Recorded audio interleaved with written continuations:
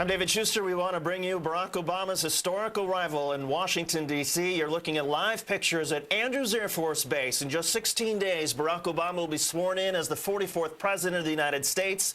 This picture marks his dramatic arrival from Chicago. He will officially, when he sets foot, be essentially a resident of Washington, D.C. He'll be staying at a hotel in Washington for the next 2 weeks or so. Then he will be going back to Chicago, where he will have a train ride from Chicago back to Washington, just like Abraham Lincoln did more than 140 years ago. But this is the official arrival. That is an official U.S. aircraft, United States Air Force plane provided by the government, by the Bush administration, to mark the start of this last chapter in the Obama transition. We've been getting some notes on Barack Obama and what happened on the flight earlier.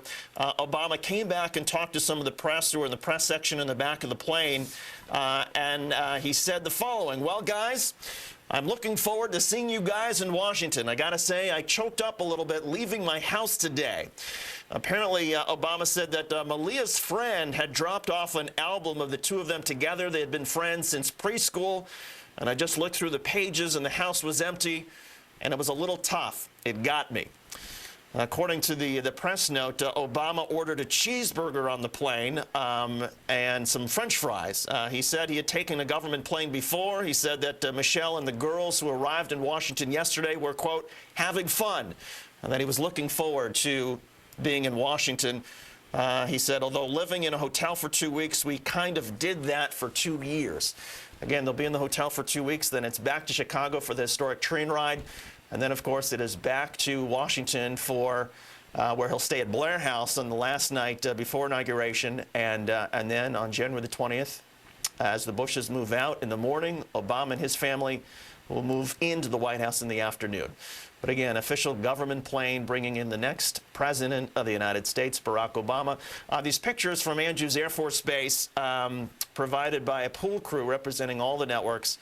But again, you're seeing it as it happens at Andrews Air Force Base, the president-elect and some of his traveling staff. And let's just watch for a minute.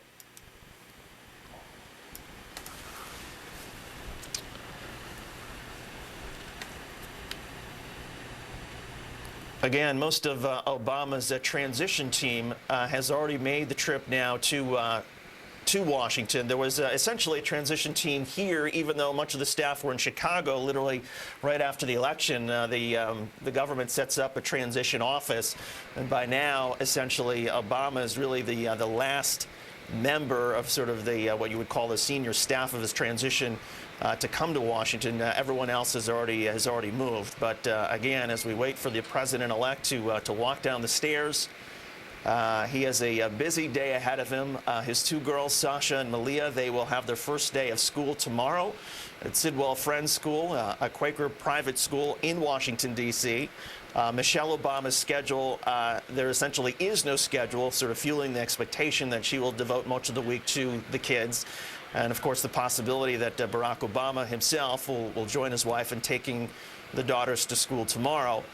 Tomorrow afternoon, Barack Obama has several meetings with members of Congress. He'll be meeting with Senate Majority Leader Harry Reid and House Speaker Nancy Pelosi to talk about the Democratic plans for the massive trillion-dollar stimulus package that appears to be taking shape. The president-elect will also have meetings with Republicans, the leaders of the House, the Republican leader of the House, John Boehner, and the Republican leader in the Senate, Mitch McConnell.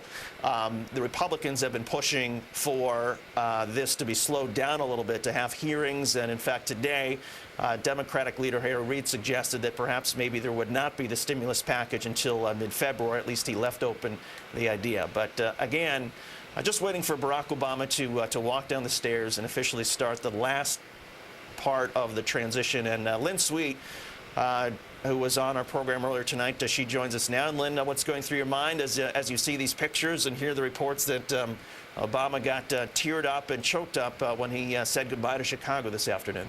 Well, actually, at this point, I'm a little emotional, too, because look at the plane. This is an official United States plane. This is not a charter. The enormity of the office has just struck me when you see him flying in a plane carrying the United States colors.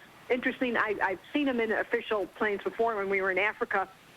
he had a military plane, but the aircraft. But David, I think it struck home anyway, but this underscores it. And you feel that you're witnessing, and your viewers right now are witnessing a historic moment, the coming from his home in Chicago to Andrews Air Force Base. And the clock, I think, in a way, starts ticking right now. I know he has talked about one president at a time, but in a sense, when he goes down those steps and touches the tarmac there, you are seeing the beginning of the Obama administration as I guess he gets ready to come down the steps, David. This is really the beginning. And again, even though he says one president at a time, he's going on the Hill tomorrow. He's going to the White House on Wednesday to meet with other presidents. People will want to be hearing from him more about his views on Gaza and economic stimulus. And so I think, in a sense, if we want to start the clock, this is it, David. And Lynn, to back up your point, my colleagues here in Washington are saying that this is, in fact, the first time they believe that the president-elect has flown a government aircraft. And let's just watch. Yes.